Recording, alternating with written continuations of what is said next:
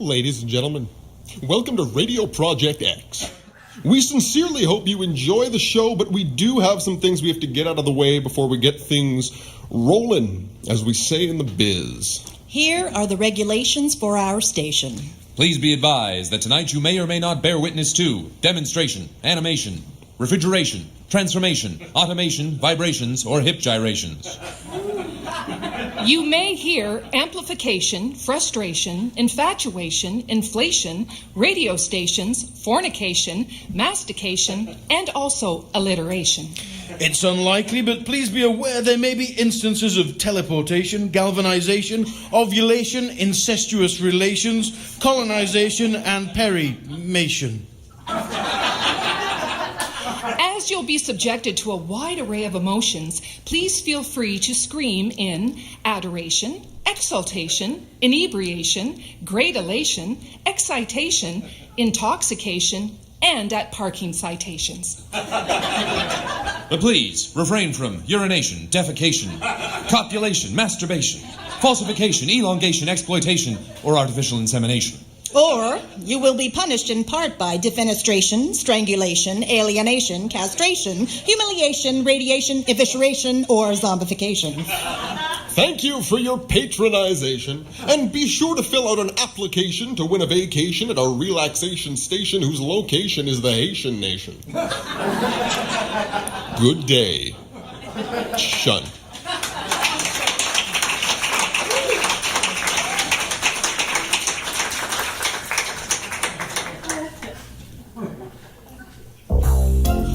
Quiet street, Mrs. Happy was busy tending the hedges in her front garden. Mrs. Happy was, as her name implied, quite happy. Welcome to Cheerfultown. Good morning, Miss Sunflower, said Mrs. Happy, for she often greeted objects this way. Good morning, Mrs. Happy. Miss Sunflower answered in Mrs. Happy's mind, for sunflowers can't really talk. Some perfectly nice medical professionals had described this to Mrs. Happy as variations on mania, and had written her prescriptions for brightly colored pills. Mrs. Happy always got these prescriptions filled because she loved to please people, but once she got home, she immediately flushed the pills down Mr. Toilet. The happiest toilet in all of Cheerfultown. morning, green grass, said Mrs. Happy. If you say so, Mrs. Happy, said Green Grass for real.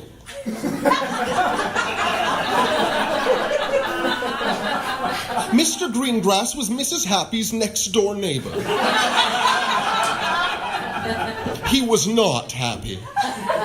He was old and had just stopped working 41 years ago after being seriously injured by a forklift being operated by the foreman's idiot son in a warehouse. He filled his days with Sudoku puzzles he could never finish, not a single one. Puzzles he would toss aside or into the fire with a grunt. Bah.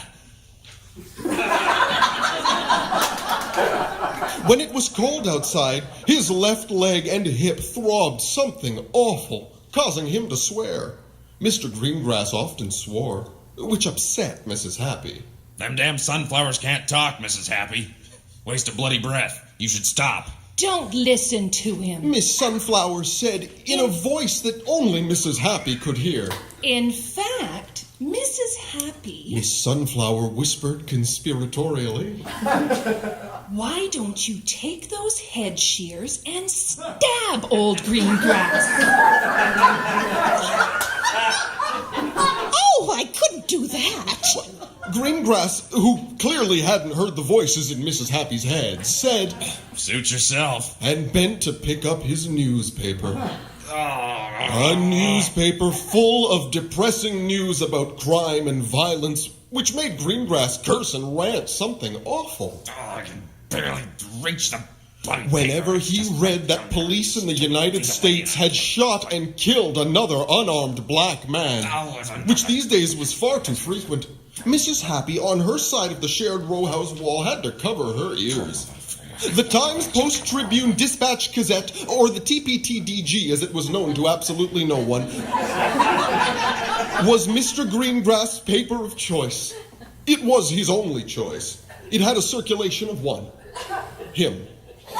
For even in Cheerfultown, where everyone hoped for the best, print journalism was nearly dead. Indeed, the publishers of the Times-Post-Tribune Dispatch-Gazette couldn't wait until Greengrass slipped away into the next life so they could cancel his subscription and lay off the printers. Every day he didn't die, they cursed the paper's founders, who, Until as recently as 1983, had been offering guaranteed lifetime subscriptions. What were they thinking? Hey, Lipcott, where we at on that Greengrass file? Still alive, Stan. Oh, God. for you see, the obituary of Lucas Greengrass of 163 Serenity Lane had already been written, missing only the date and cause of death. It was all ready to be published in the Times-Post-Tribune Dispatch-Gazette's first all-digital edition. What an awful dilemma for Stan and Lipcott.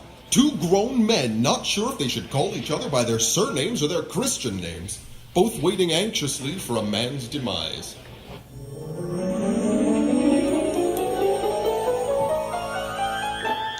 Back in Mrs. Happy's front garden, Miss Sunflower had some advice for Mrs. Happy. Go on, stab him. She said, Quick, while he's bent over, stab him with the shears.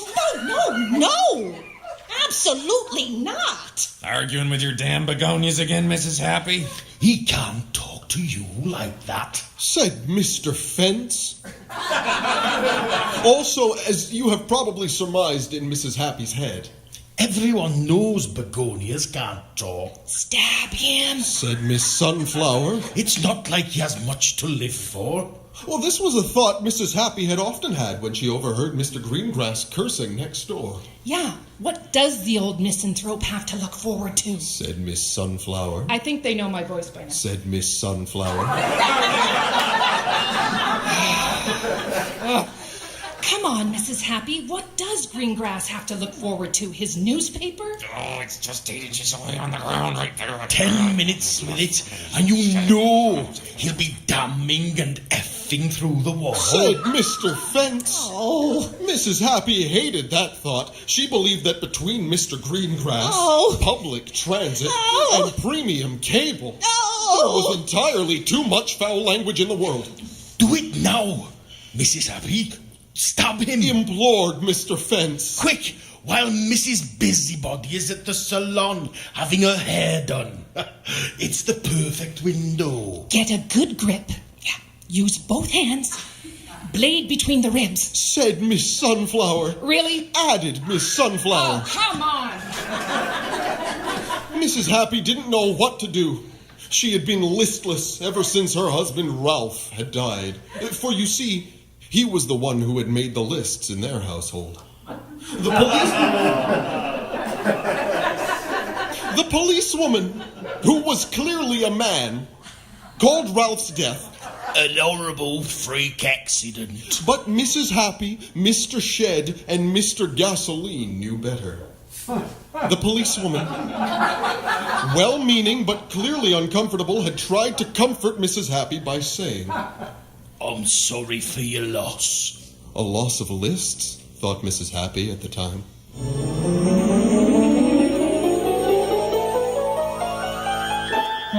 Back in the present, old Mr. Greengrass was still struggling to pick up his paper. Damn bloody shouldn't bloody paper. No. Just bend over. The swearing. Kill him. Stab him. Said Miss Sunflower and Mr. Fence in reverse order. Trembling, Mrs. Happy raised up the head shears and, well, then things, as they often did for her when she was agitated, well, things got a little hazy. Just an average day in Cheerfultown.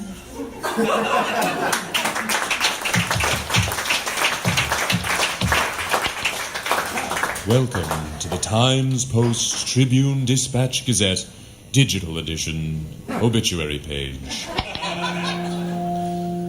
Lucas Philip Greengrass, 79, died in what an uncomfortable policewoman who was obviously a man described as a horrible freak accident involving an altercation with the next-door neighbor on Wednesday, May 18th, 2016, in Cheerfultown, Vermont. He was born on April 25th, 1937, in Miserable Cove, Maine, to Andrew and Temperance Greengrass. In 1958, he married the amazing Invisible Amelia, a circus freak. After she vanished, he remarried in 1960 to one Elaine Freed, because two Elaine Freeds were not available. And together they raised their son, Barnaby. Lucas worked as a general laborer in a warehouse until 1975, while partially deaf from a combination of ear candling and psychedelic drugs, he was severely injured on the job. He spent his later years trying to understand how in the name of goddamn shit and piss to solve Sudoku puzzles. Lucas is survived by his son Barnaby and his granddaughter Kathy, who can solve Sudoku quite easily. Get out of this obituary, kid. Go on, get. Funeral services will be privately held. Memorial donations may be made in Lucas' name to the Dangers of Neighbors with Cotton Cheers Awareness Campaign. 3054 Northeast West South Street Boulevard, Cheerfultown, Vermont.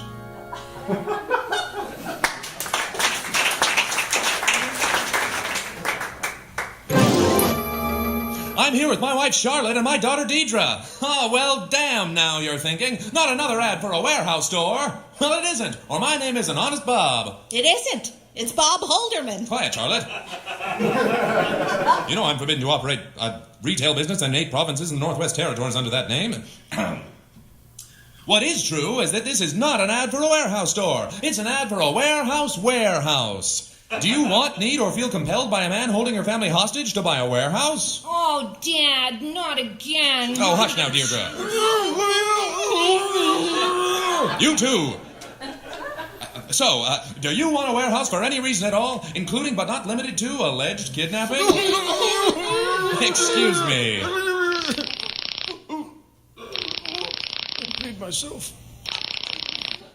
Don't listen to detractors or allegations of wrongdoing. Come on down to Warehouse. We've got a warehouse full of warehouses. By God, you have never seen so many warehouses. Before now, buying a warehouse might have involved days of travel time between locations. It still does, but now it's all under one roof. Scratch weather off your list of reasons why you can't find a warehouse. Although the back corner of Warehouse 87A is a bit moldy. Never mind that. We've got chemical warehouses, industrial warehouses, and refrigerated warehouses. Abandoned and dilapidated warehouses suitable for hideouts, horror movie shoots, or Luminato events. Maybe all 3 at once.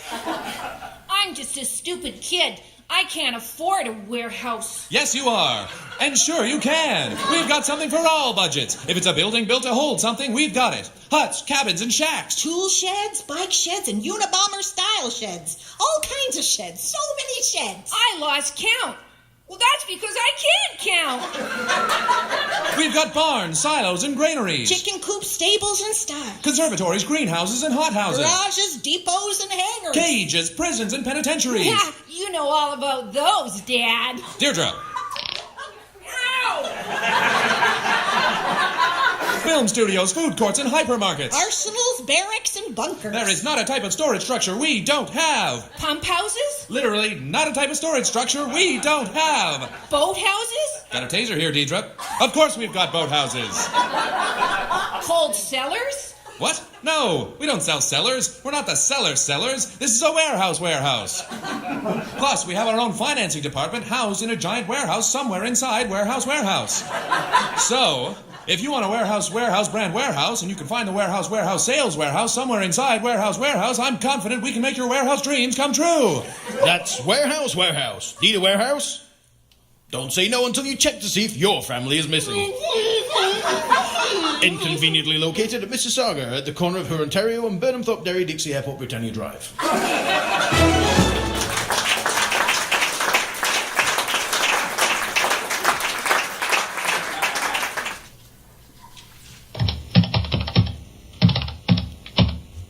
Welcome to Wikipedia's interactive text-to-voice feature. You searched for The Learning Attic. For The Loaning Addict, a chain of high-interest money-lending stores dedicated to helping compulsive gamblers, click here. For The Lemming Attic, a makeshift Jew shut down in 2014 by animal rights activists, click here. For The Lemming Addict, the official newsletter of The Lemming Attic, click here. For The Learning Attic, the educational resource, click here. The Learning Attic is a not-for-profit company providing general interest in self-improvement classes since 1986. It is a division of OmniTeach, a multinational conglomerate focusing on educational programs. Other companies operated by OmniTeach include Brain Sponge, Dunce Cap Homework Centers, and Après l'École, a confusing English language homework institute offering tutoring before regular school hours and Sunday evenings. Older companies acquired by OmniTeach still in operation include Get Smart, Textbooks and Spy School, Math Tutors, founded in 1485 by Henry V+2, and the incredibly profitable Stupid Child Containment Ranches. The Learning Addict's long-standing slogan, Never Don't Begin and Continue Learning, was shortened to Never Stop Learning, after the introduction of a copy editing course in 2014. Below is a list of a baker's dozen Learning Attic classes from the 2016 course catalog. You clicked on Baker's Dozen. A baker's dozen refers to 13 of anything, but mainly relates to baked goods. Confusingly, it did not originate with bakers, but with a man named Theodore Fitzgerald Baker, a low-level civil servant of dubious character and amateur stage magician from funny-placed name Pennsylvania. Intermittently, between 1895 and 1897, Baker would go to his local bakery, order a dozen buns, then distract the unwitting salesperson with a trick, such as pulling a string of colored handkerchiefs from his sleeve or pretending he'd stolen the salesperson's nose. During the misdirects, Baker would grab an extra bun. He would then tell his co-workers he'd gotten 13 buns for the price of 12, leading them, and soon people across the nation, to demand the same, to the dismay of bakers everywhere. In 1897, for his deceitful behavior, Theodore Baker received a 12-year jail sentence. He was released after 13. Returning to main article about the Learning Attic. Below is a list of a baker's dozen Learning Attic classes from the 2016 course catalog. 1. How to watch television. 2. How to watch radio, advanced. 3. Pottery for beginners. Please note, this course is no longer sexy, like in Ghost, due to an ongoing police investigation. 4. How to create. Suspense.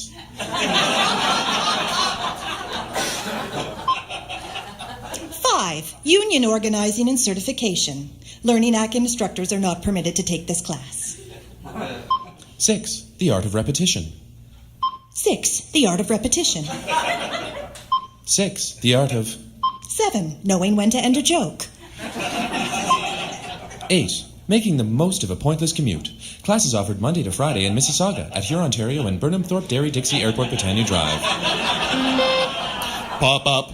In Mississauga? Poor you! But heck, since you're there already, come on down to Warehouse. We've got a warehouse full of warehouses. Hand to God, you've never seen so many warehouses. All kinds of warehouses. Pop up closed. Returning to list of the Learning Attic courses. 8. How to count.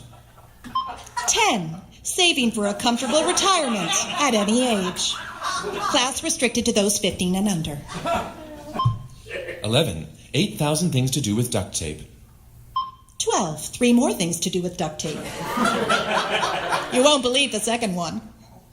Attention. It has been determined that this page is just shilling for the Learning Attic. And 13. How to sneak advertising into Wikipedia entries.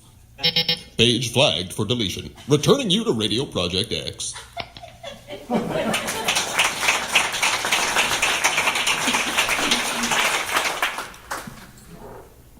This is a test. Radio Project X is conducting a test of the emergency broadcast system. This is only a test. This is not a test of the emergency broadcast system. This is the real thing. Do not disregard this message. I repeat, this is not a test. Get the hell out! Get the hell out of the house, for the love of God! Save yourselves! This is not a test. If they're saying it's a test, then they're lying, because they're in on it. After this message, if they still say it's a test, They're still lying. They're saying things so you won't think it's a test. Oh, they want you to think this is a test so that they can come to your home and they kill you. It's not a test. This concludes this test of the emergency broadcast system. This has been a test. Had this been a real emergency, you would have heard a panicked announcer telling you that this is not a test. This is, however, just a test. Only a test.